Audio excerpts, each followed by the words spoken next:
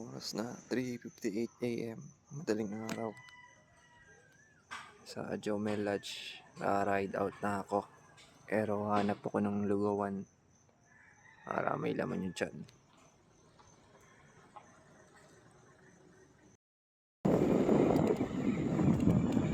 Ang dilim! Pabalik na ng Gonzaga. Tapos Santa Teresita. Tapos Buguay. Tapos Camalanyugan. Tapos tatawid ako ng Cagayan River. Ang inapaspas, dilim mo, walang katao-tao, walang ilaw, walang mga bahay sa gilid. 4:07 AM. Mamaya araw na yan. Palabas na ng Santa Ana ng tao. Gonzaga na to, Gonzaga. Dilim pa eh. 4:38 AM. Teka, lusong. 4:55 AM. Ang ganda ng ng langit. Siguro mga pa 12 kilometers bago mag Gonzaga town proper.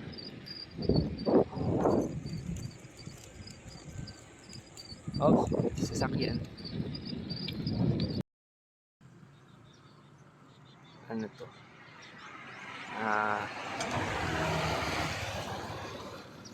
Kain muna ako dito. Naka 32 kilometers ako napadyak, walang hintuan. Next stop Santa Teresita. Nakalagay doon 9 kilometers pa. Doon na lang ako kakain. Route 102. Siguro yan yung ruta na yung highway papuntang mula Camalanyugan hanggang Santa Ana sa San Vicente Fishport.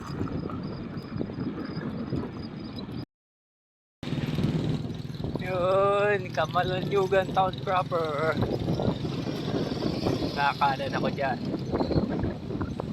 Hahanap muna ako ng 7-Eleven. Gutom na ako. Ngayon pala ako mag-umagahan. At nung oras na ako makapadyak. Hanap na ako ng 7-Eleven.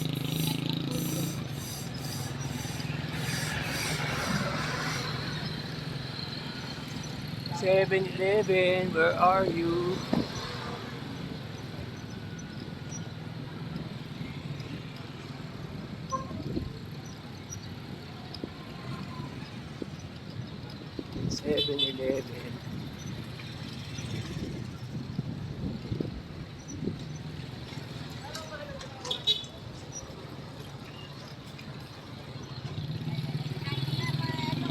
Teka, hinto lang ako. Tingnan ako sa Google Maps.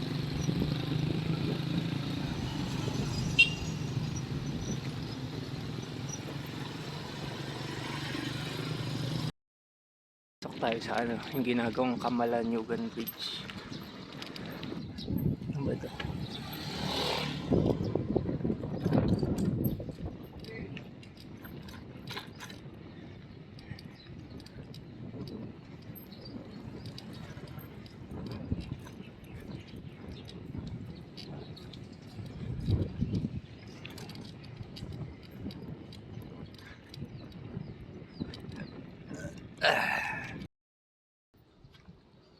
Camalanyugan Bridge. Ay, kaya dumaan doon. Ang dumaan doon, no?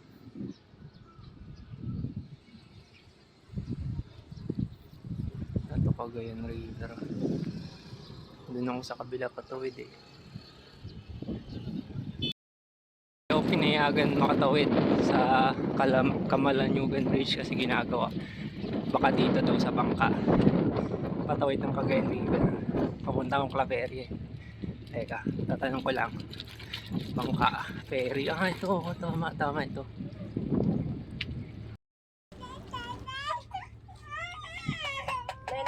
Hintay lang ako bangka.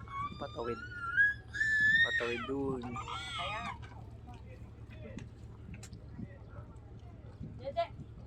Bawal sa tulay. Ginagawa. Sinara muna.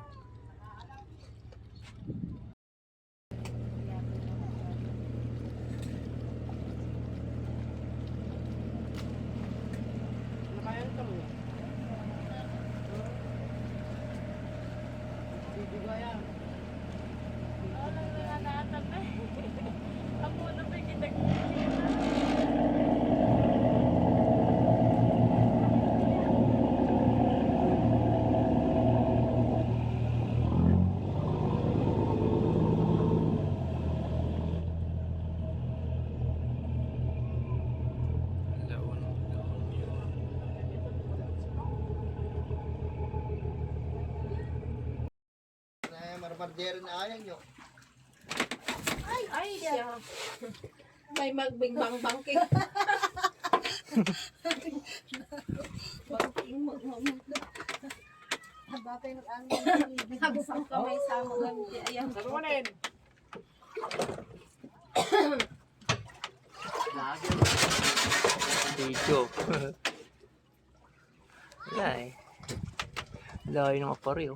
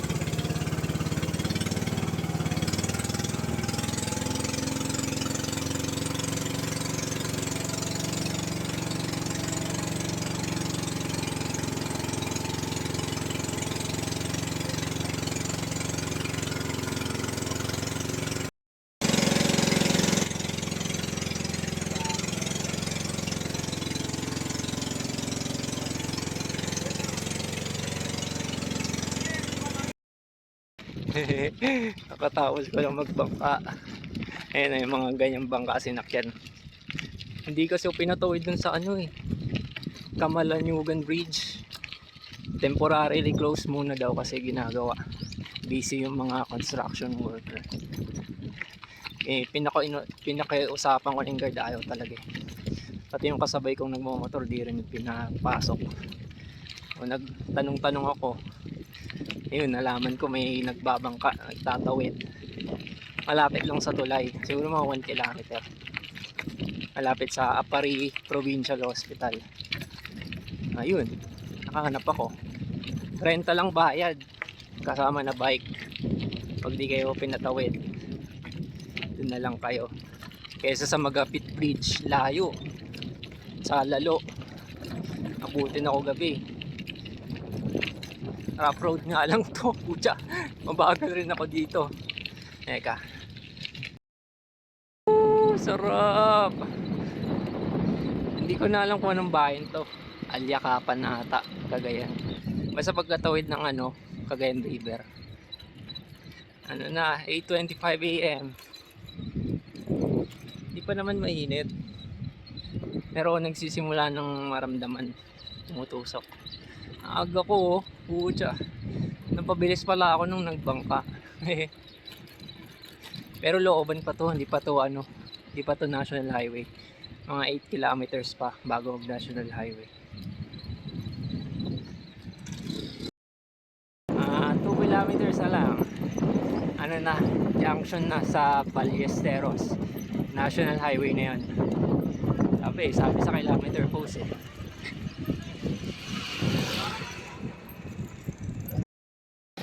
Yun, highway na ulit. National highway. Ballesteros to. Bayan ng Ballesteros. Hindi ako sure ah. Hindi ko maano sa Google Maps. Teka. Hanap ako ng mahintuan. Minom akong tubig.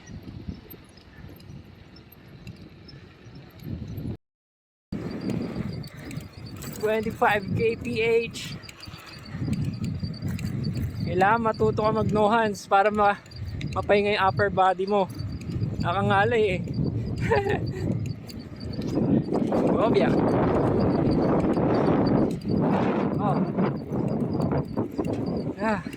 Nakangalay sa likod. Hindi kasi ako naka-bike fit ng maayos. Nakakalaspag pa naman to. Pag di naka-bike fit, nananakit yung katawan mo.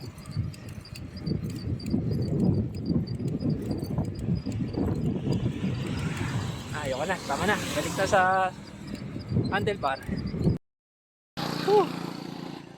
Water break muna. At less than 10 kilometers na lang. First stop over na. Sa Abulug Junction, Luna.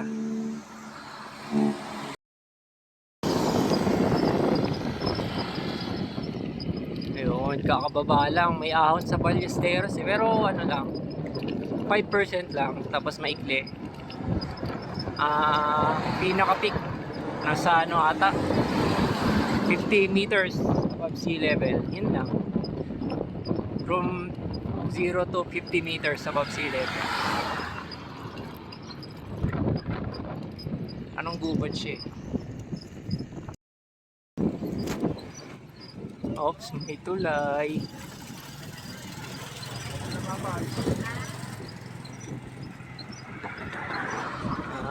Yung kabila ano, abandonado na.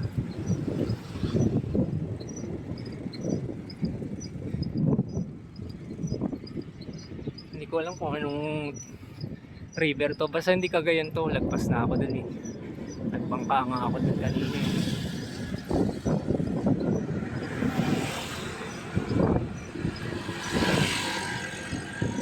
Tuyot na ilog. Ayun no, Cordillera Mountain Range. Kanina Sierra Madre Mountain Range, ngayon naman Cordillera. Mas malalaki to.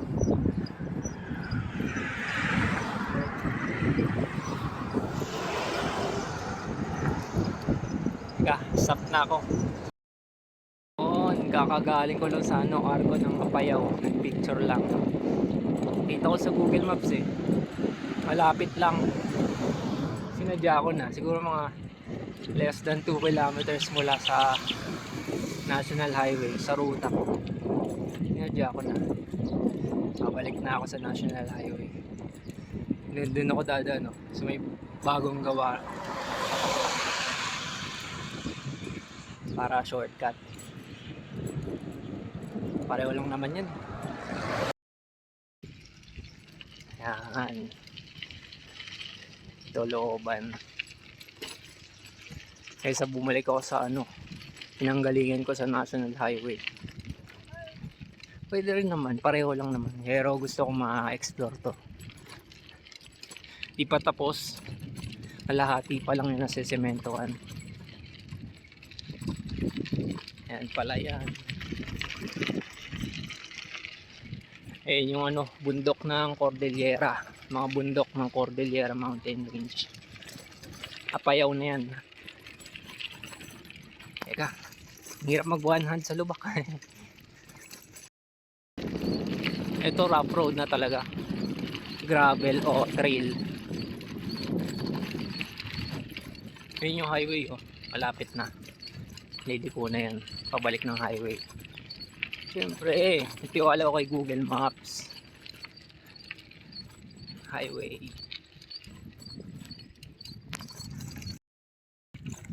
Ayun yung highway.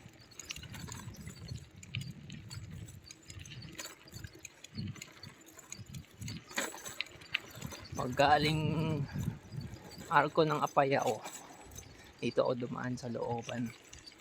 Off-road nga lang, pero okay lang. Hindi naman maputik. Hindi man umulan dito eh. Summer pa.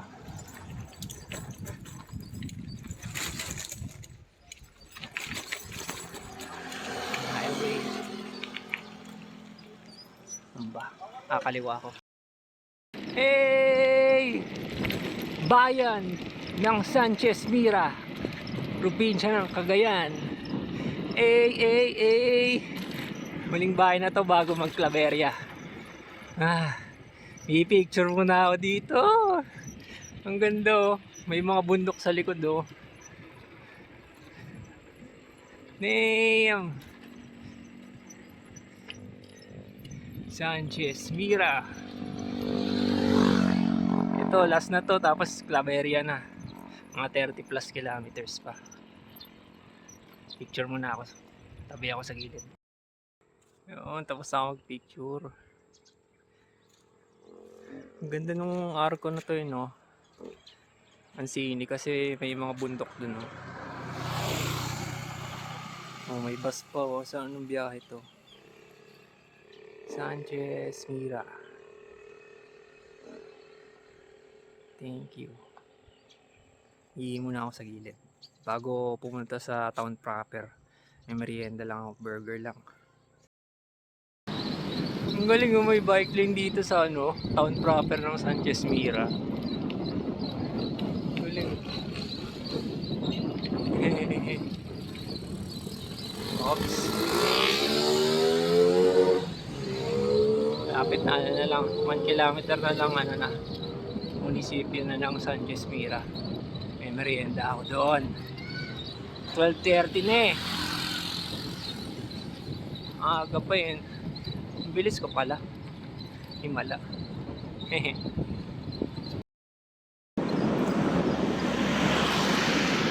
Napakahabang straight na patag.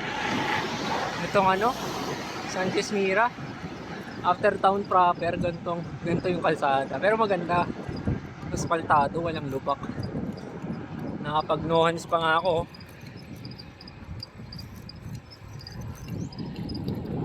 Ganda. Sana ganito rin sa Bulacan. Napit na lang. 5 kilometers na lang arko na ng Claveria. Woohoo! Let's go! Abo. Time check. 1:25 PM. Claveria!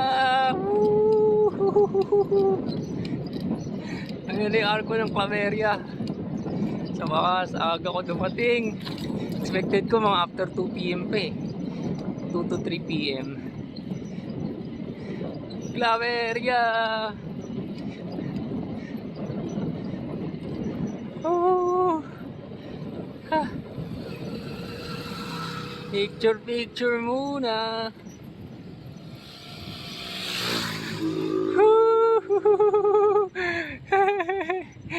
May ano pa, 11 kilometers bago mag town proper. Kung saan ako hanap ng tulugan. Oh, ganda oh. Yan na ata yung ano, ahon ng Claveria bago mag town proper. Lusong yan pagtapos papuntang town proper. Pero syempre maghihirap muna tayo. May beauty sa taas nito eh. Teka, ako change gear na ba ako? Hindi sapat eh. Teka, bigat na. 10% gradient, hayop. Claveria view deck. Wala naman tumatambay. Hindi na ako pupunta. Yan yan. Lusong na yan. May yung bahay ng Claveria. Kita-kita.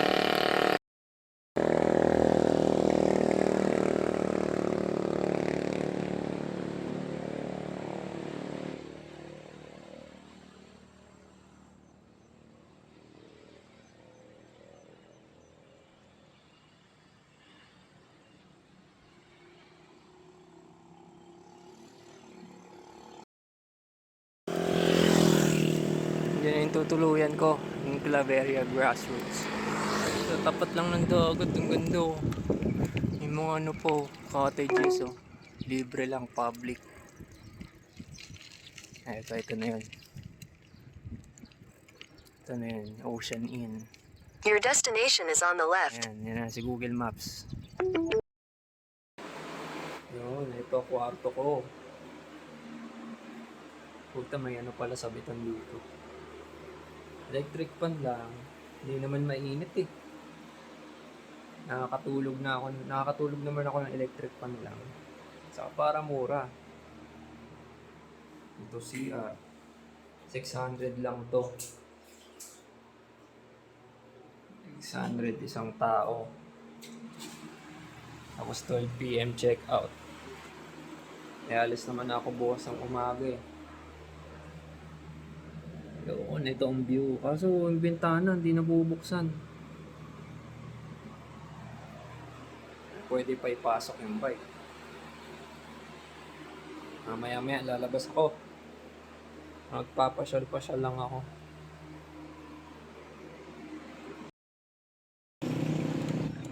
After mag-check-in, gala-gala muna dito. Tabing ano lang eh. Tabing dagat lang yung ano eh. Yung tinutuluyan ko eh. Kaya kaming kainan no. Wow. Ito.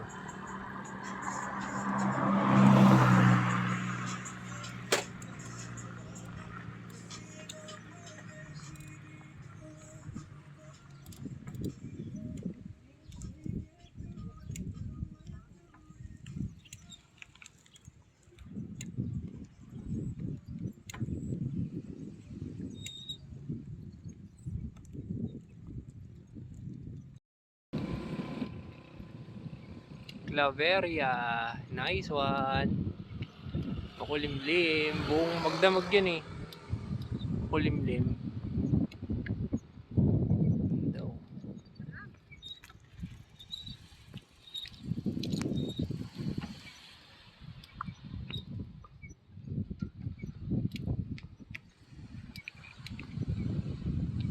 Haba pala na ito. Upya.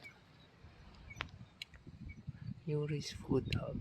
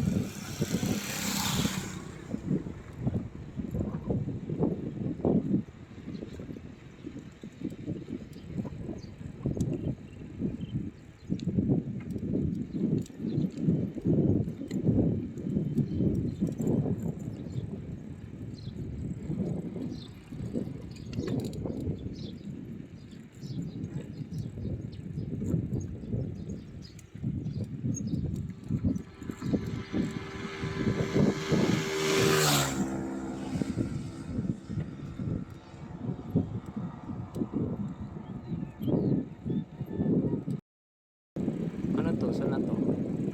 Kanan, kaliwa. Teka.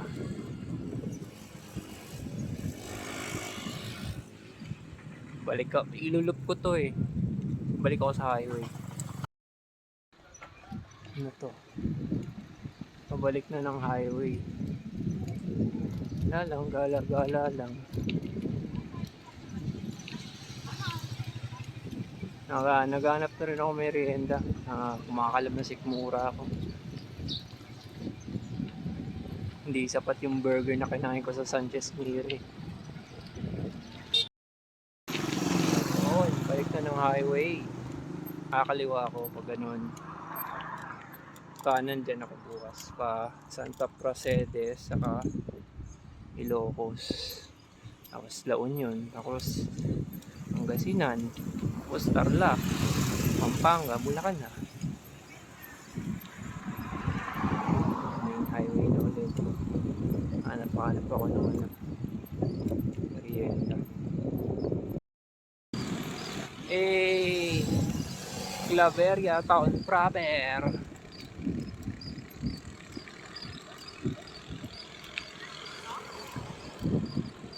Di tayo dyan syempre. Diretso tayo dun sa 7-Eleven. Mamimili ng merienda.